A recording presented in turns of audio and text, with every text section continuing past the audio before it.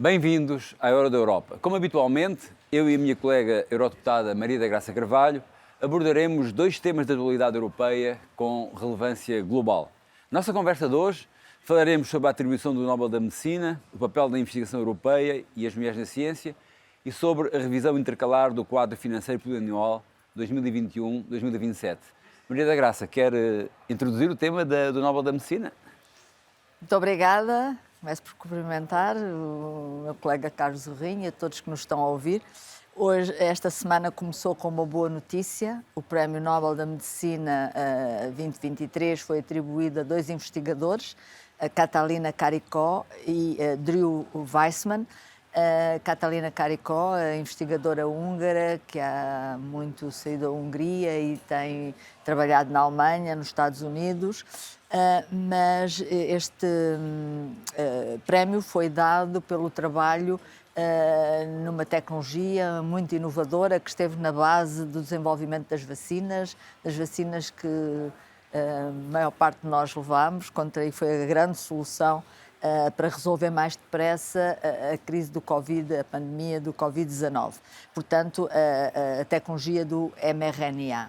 É uma vitória da investigação europeia porque o fundamental desta tecnologia foi desenvolvido na Europa, foi desenvolvido, cofinanciado pelos programas de ciência e inovação europeus, o FP7, o Framework Program 7, depois o Horizonte 2020, que eu fui relatora, tiveram bolsas do European Research Council, que faz parte dos programas Horizonte 2020, e foi um conjunto, foram estes os dois premiados, mas foi um conjunto alargado de investigadores, que eu gostava, vários, mas que eu gostava aqui de salientar, o Ugur Sahin, que é o CEO da BioNTech, que também teve uma bolsa do IRC, que também desenvolveu muito esta tecnologia.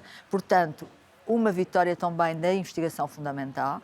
Eles foram os resistentes, nomeadamente a Katalin Karikó foi uma resistente numa altura em que ninguém acreditava, à parte do programa Quadro de Ciência e Inovação, que sempre os financiou, mas não acreditavam nesta tecnologia, era difícil obterem financiamentos fora do programa Quadro, mas, por exemplo, o European Research Council acredita na investigação fundamental, toma riscos e é por financiar áreas que têm risco que conseguimos depois ter uma resposta tão rápida em relação à vacina e ao desenvolvimento da vacina, porque a tecnologia já estava desenvolvida, estavam a desenvolvê-la para outra área, para o cancro, e rapidamente conseguiram direcionar esse trabalho para o desenvolvimento de uma vacina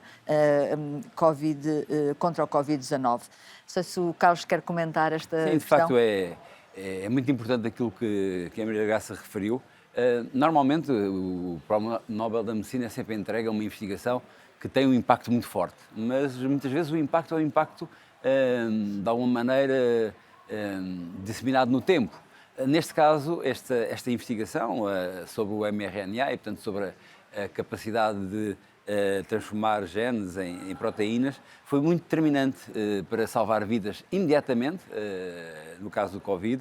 Vai ser muito determinante para prevenirmos futuras situações epidemiológicas deste tipo, e mostra uma coisa muito importante, é que num tempo de tanta contra-informação, de tantas fake news, investir no conhecimento, investir na ciência, é o melhor investimento que uma sociedade pode fazer.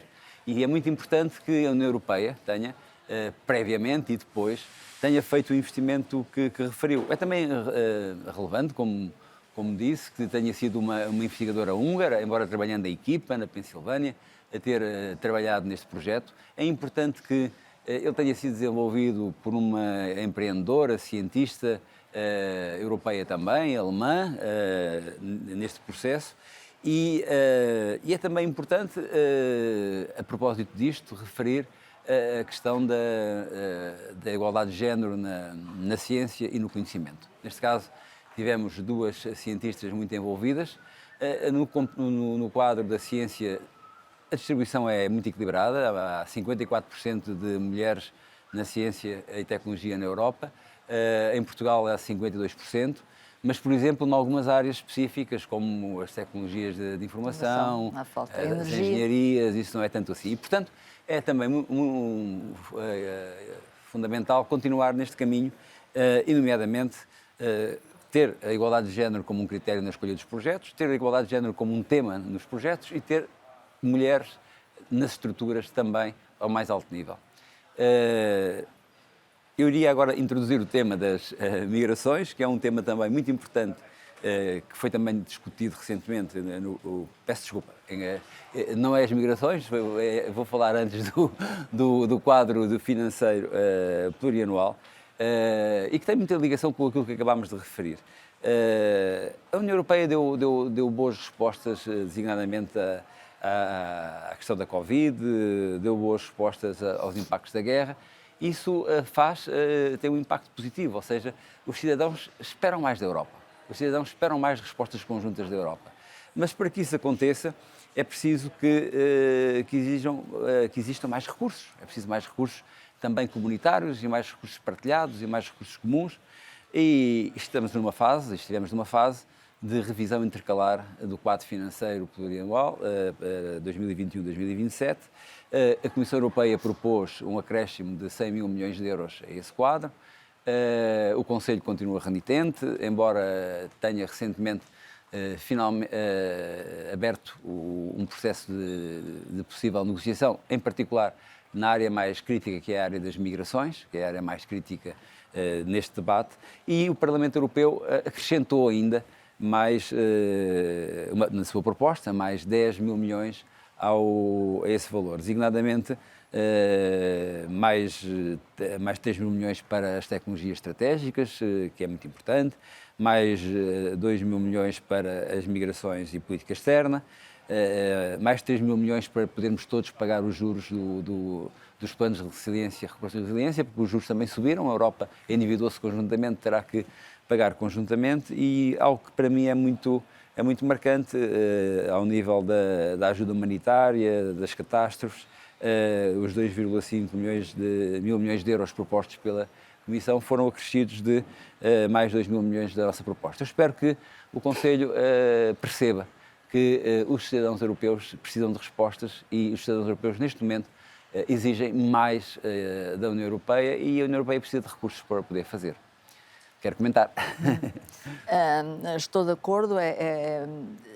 Nunca na história da Europa tivemos uma era em que fosse tão óbvio a importância da Europa. E eu penso que as pessoas percebem isso. A resposta que foi dada à pandemia, que só foi possível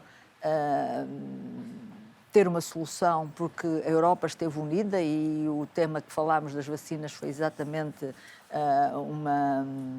a evidência disso, que só tanto no desenvolvimento como depois na compra e da distribuição das vacinas. Se Portugal tem estado isolado, tinha tido muito mais dificuldade em obter as vacinas. Assim, houve a compra conjunta das vacinas e a distribuição de uma forma equitativa por todos os Estados-membros. Também na resposta à guerra, à invasão da Ucrânia pela Rússia e a crise da energia, que conseguimos resolver e ultrapassar. Ainda estamos a tentar ter um sistema estável que responda a crises, mas não houve ninguém que ficasse sem energia. Conseguimos ultrapassar razoavelmente bem a crise da energia, e tudo isso foi a Europa. Portanto, a Europa precisa de financiamento para as áreas do futuro, para a ciência, para as tecnologias, também para atender às questões dos mais vulneráveis e das situações mais vulneráveis, como as catástrofes naturais. Mas, podia convidá-la agora, então, para dar uma volta pela Europa, dado que o nosso tempo está a chegar ao fim. Está bem. Eu ia convidá-los a visitar o meu site. Portanto, tenho uma página na internet que é www.gracacarvalho, tudo junto, .eu, que é, no fundo, um repositório do que tem sido a minha vida profissional. não só tem lá agora, com certeza, todo o trabalho do Parlamento Europeu, os artigos, os relatórios, as intervenções em plenário, mas tenho também a minha vida académica e, por exemplo, no currículo tem uma parte que é a bibliografia, em que tenho os meus artigos científicos, os livros científicos, e eu sei que ela é bastante consultada até por académicos, mais por académicos, por políticos. Eu não vou inovar. Mas, eu não vou inovar. E para mim é importante, porque quando eu quero até descobrir rapidamente um artigo, é lá que eu vou. Ótimo. Eu não vou inovar, mas vou fazer uma proposta similar. Também tenho a minha página, penso que não tão completa como a página da minha colega Maria da Graça, mas nós temos o dever de reportar aquilo que fazemos a quem nos elegeu e a quem confia em nós. E embora nós aceitemos, eu também aceito, a Maria da Graça também, muitos convites, estamos em muitas escolas, em muitas instituições, em muitas empresas, a verdade é que é difícil chegar a todos. Através da página é uma possibilidade. Eu convido, portanto, a visitarem a minha página, carlos.zorrinho.eu. É lá que está um pouco daquilo que faço, é lá que está também um espaço que eu quero que seja um espaço de todos. Muito obrigado.